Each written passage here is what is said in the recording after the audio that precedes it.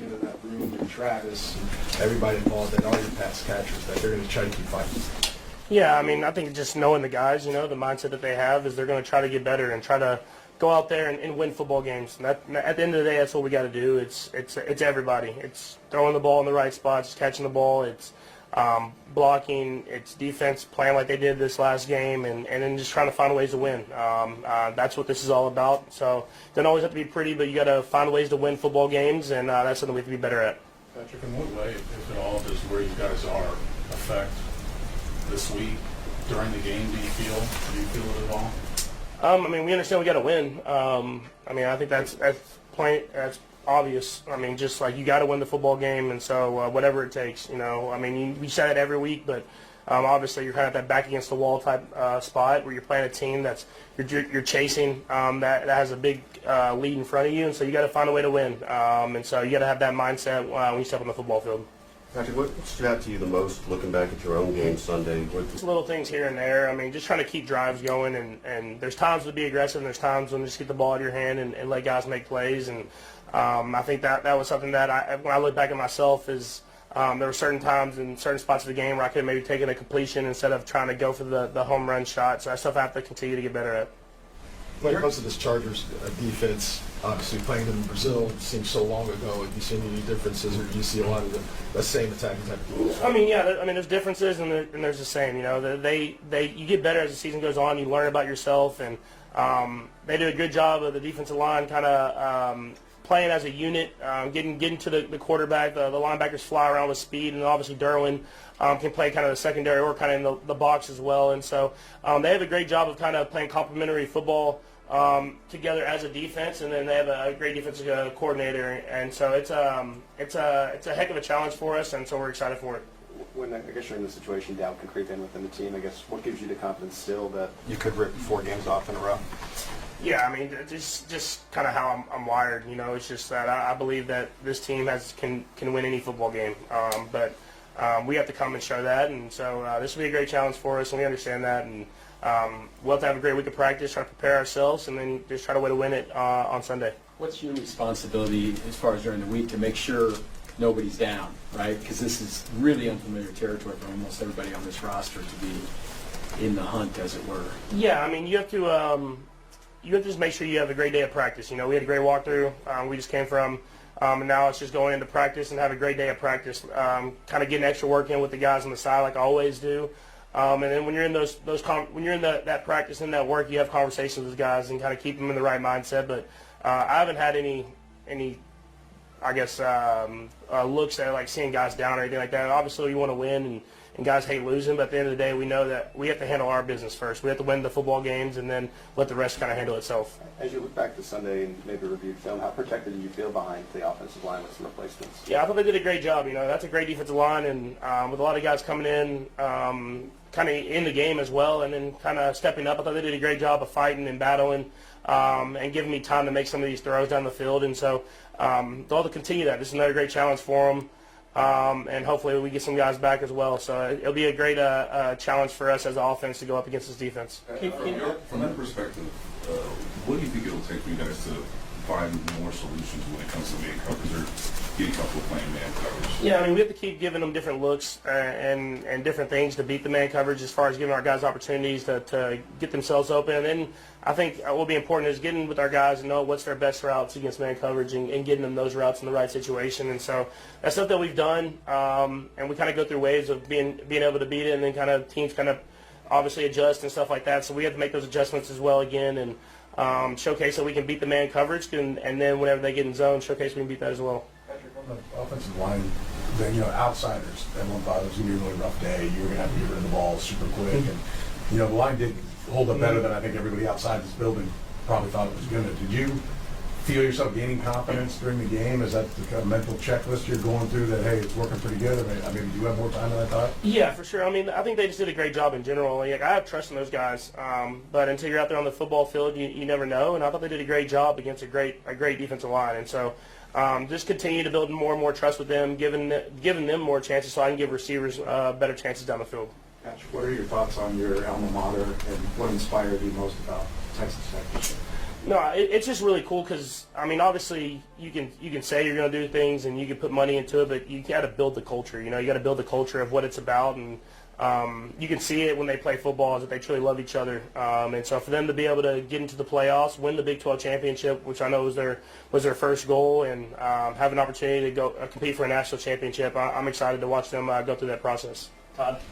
Kind of on that front, I saw this quote from Troy Aikman about he had done some NIL stuff, and you're involved in the NIL there, and he didn't work out. He didn't get a thank you note, whatever. I mean, have you enjoyed being a part of that NIL bit at Tech? And it seems like I'm sure you feel the love down there. There's not a lot of stuff. Yeah, no, they definitely have shown me love. They always have, and then I've done some helping out with the NIL stuff, but.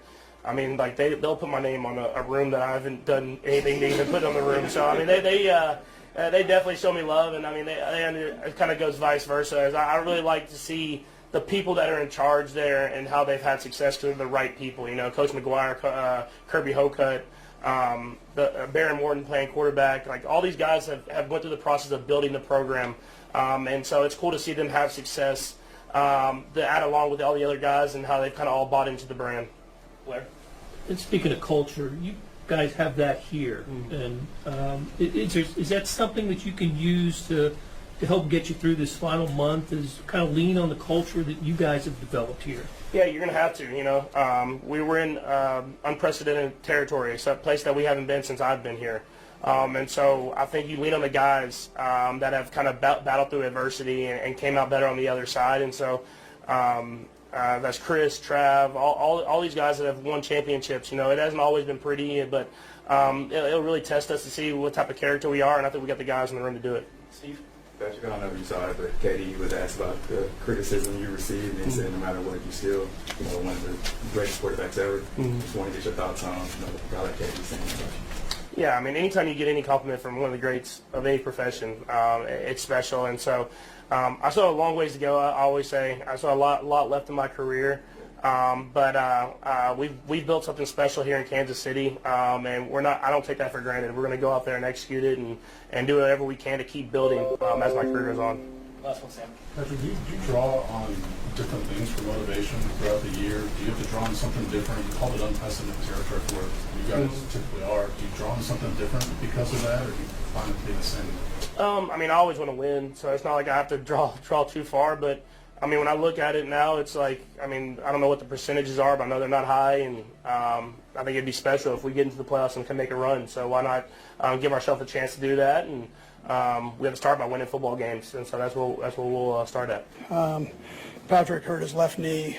We'll get an MRI tomorrow or this evening, whenever they get him in there. And then Jalen Moore, likewise left knee, and then Thornton got hit in the head, and we'll just see where he's at, but he's in the protocol right now.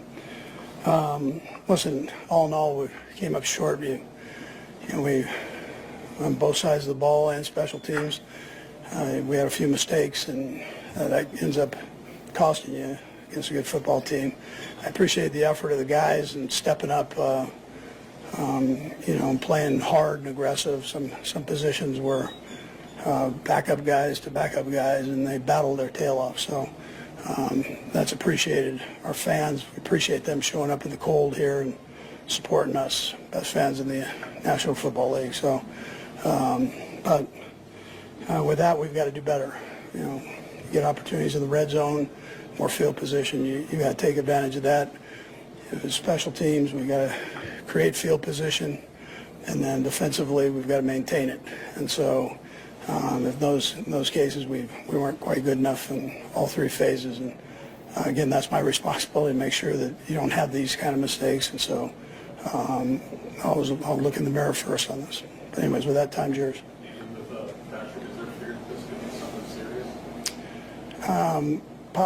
I don't know, but I mean, it didn't look good. So, I mean, you guys saw it. So we'll just see where it goes. Yeah. The situations after Gardner. Yeah, that's a tough deal, but he's a big boy. I mean, he's done it before. He's played before, so he understands the role. And what What's the locker room like for you today going in there after this loss? Yeah, the guys are down. They busted their butt to win the game, you know, and I wouldn't expect anything less. So, you know, it's not a great feeling. I wouldn't expect it to be after losing a game. Just for you, your own thoughts going in there and knowing what was at stake today and what. Yeah, sure. Listen, I mean, I can't tell you I'm happy, you know, bye. So it's a tough deal there, you know, when you deal with that. But at the same time, we've got a few more games here we got to take care of. Tough to play the match, but you should walk us through the interception that you had on third down. Just played it, probably just throw away. What did you see? Yeah, I mean, they probably want that one back. You don't want to throw an interception there. You thought Kareem could potentially make a play on a linebacker, you know, but that's what happened. It seemed like a big momentum swing right before half. The Chargers got down there. Yeah, well, it was a return, you know, so you get a big return, and that's not good. That's kind of, that flipped some switches there, you know. And then they get the ball the first series, so they score on the last series of the half, come back first series and get points. That's not good. A lot of guys get hurt, come back in the game, so it seemed like that spirit was all in on this. It was kind of a rough game for you guys. Yeah, it was physical. So, yeah, the guys, I appreciate that. That's, they battled. It wasn't for a lack of effort or battling. It was just had some mistakes. It cost us. What was your thoughts on the hit on type 1 and just the exchange there? The league, you know, they took care of it. So it was what happened. It's one of those kind of hits. There were a couple of those. They got him on that one. Where does your mind go? Obviously, now you guys are in the playoffs for this whole season. Just do it. But where does your mind go to just thinking about what's happening last year? Yeah, well, we got to take care of business the next few games. So, I mean, I'm just coming off the field. My mind was on this game here and taking care of it there. And, you know, I wanted it to come out different, obviously. So I haven't gone too much further than that.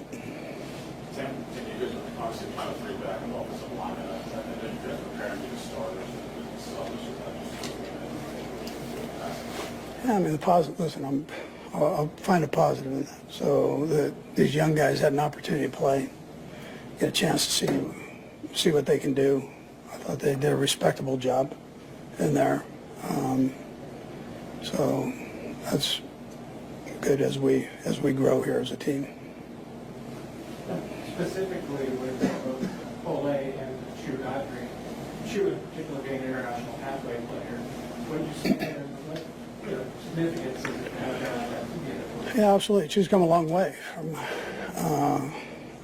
not playing a lot of football. And he's a very good athlete, smart kid.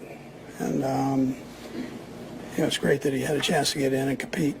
You know. Thanks, Coach. All right. To see that happen at the end, and it would be hard to concentrate right after that. Yeah, it stinks. You know, we don't know exactly what's going on yet, so I can't really say anything. Just hoping he's okay. Did you get a chance to give him any words of encouragement since the game ended? I haven't seen him since the game ended. Yep. And just your own feeling about knowing what was at stake today and now you guys lost, how do you kind of process where you are now? Yeah, you know, it sucks, but we have 3 games left, so you can take it one of 2 ways. You can mope around, cry about it, or you can come in ready to work and get ready for these next 3 weeks. So I think we have the guys that are going to come in and be ready for the next 3 weeks. You guys had so many injuries and things happen on the offensive line again. The second play of the game, Jalen got hurt. She came in and Jalen fought back. Take us through what it's like out there with so many different people. Whatever play comes up on the game. Yeah, you know, I'm proud of the young guys and how they stepped up today. You know, they came in, you know, they played pretty well, so I'm proud of them. You know, and it stinks, you know, with the injuries and everything, but you know, we have the right guys in the room, and you know, I'm proud of how they stepped up and you know, fought the entire game. Got a little feisty out there in that fourth quarter after the hit on Taekwondo. Just kind of take us through, maybe not all the words that were said, but maybe some stuff that was happening there for you guys. Yeah, you know, it was an intense physical game. You know, rivals with them in the division, so it's going to be chippy out there. For us, just got to concentrate and execute on the next play and, you know, figure that out. So, you know, it's a chippy game. It's a physical game. That's what it is. So for us, we got to be able to, you know, concentrate on the next play. Did you feel like, I mean, obviously one thing really aligned with Coach Jefferson, I think, but everything else was just good competition and just chipping stuff. You know? Yeah, yeah.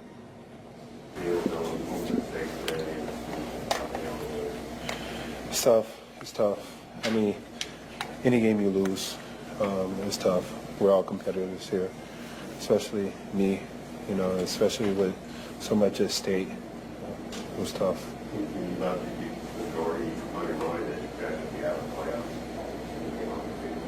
I think the score was 13-13 or 13-10, so we still have a fighting chance. Are we out of the playoffs? We are. Okay. There's a lot of guys bad through this game. Got hurt, went back in, same way, got hurt, back in. Same reason, really hard. Clearly, you guys really important this game. What's that say about the toughness of that? I think we have a lot of guys who is very resilient in our locker room, competitive, and you know, we all knew it was at stake. We all wanted to be a part of this game. We all was looking forward to it. Unfortunately, we didn't get the outcome that we hoped for, but you know, everyone battled.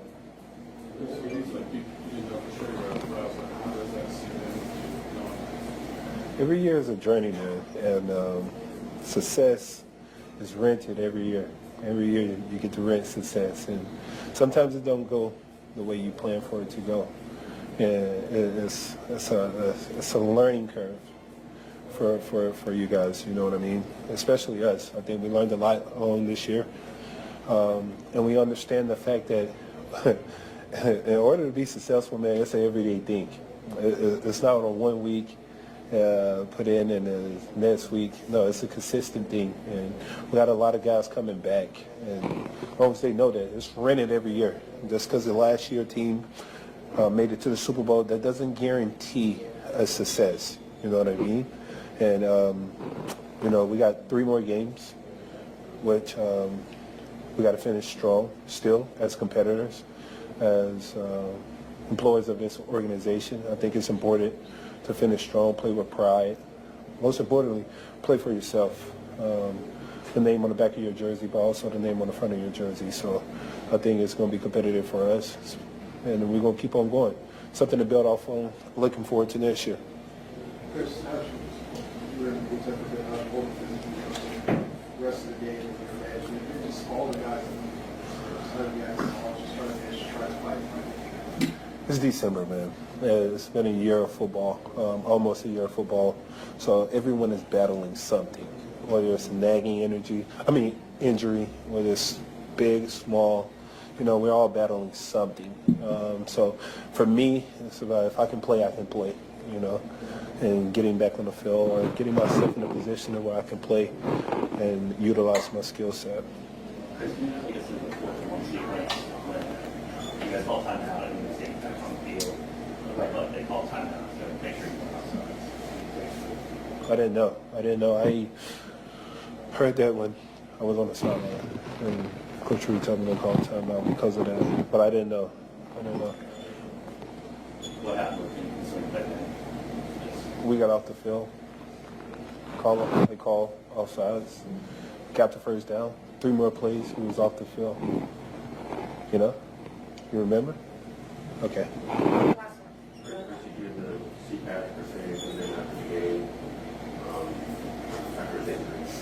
Just hugged him, man. That's my brother. We've been through so much. And, you know, we can be mad at ourselves and we can ask God why. But at times it's more so a lesson that, you know, you've been taught along the journey. And we'll be selfish to ask God why. Why right now? Why this? More so understand it, build from it. We love Pat. That's my guy. It's Pat Mahomes. Yeah, no, I felt very comfortable to go in and, you know, execute the offense. hate that situation. Hate that couldn't deliver and get us a win and keep our hopes alive. But What would you see on the interception? they were in man coverage. Tried to take a shot to Trav. Probably should have kept moving.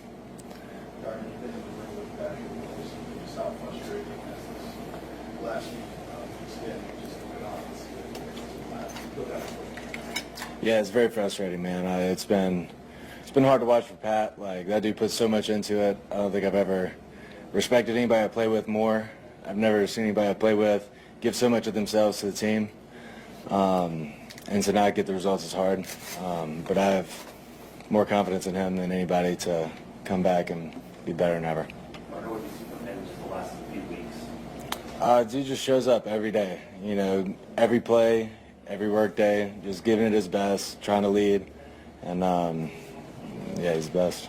You've been on a few different teams. I mean, it seems 6 and 8. Do you still feel like this team had more potential over these last 4 games?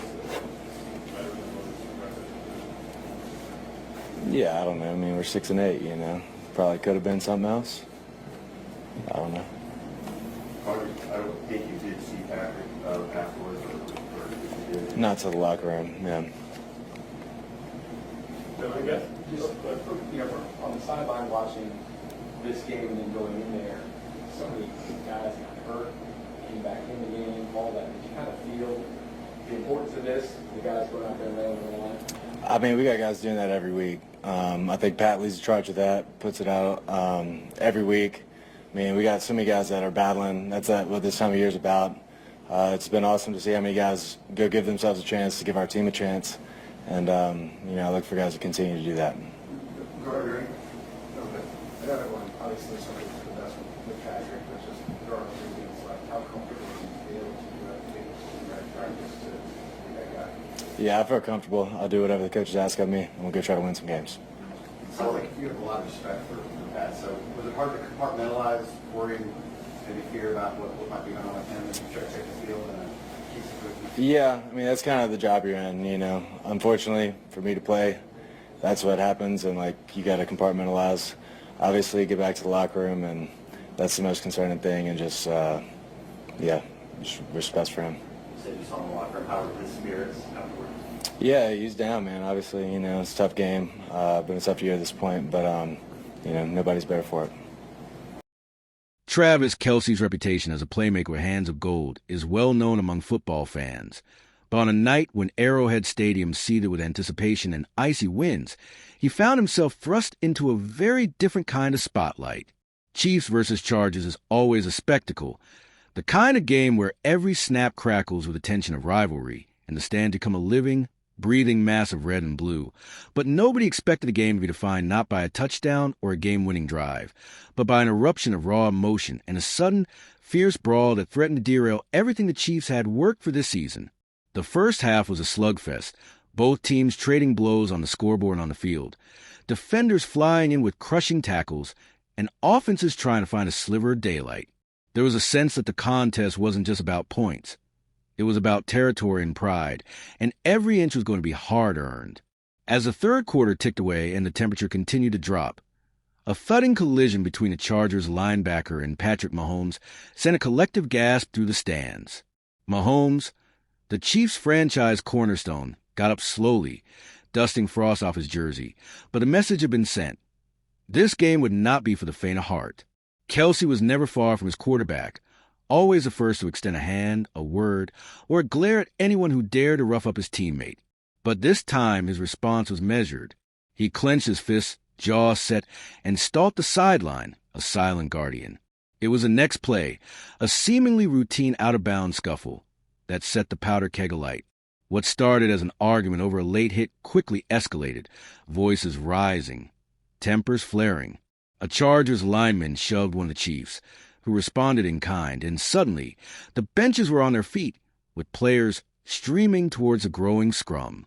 It was as if the entire season's frustrations and ambitions had combusted in an instant.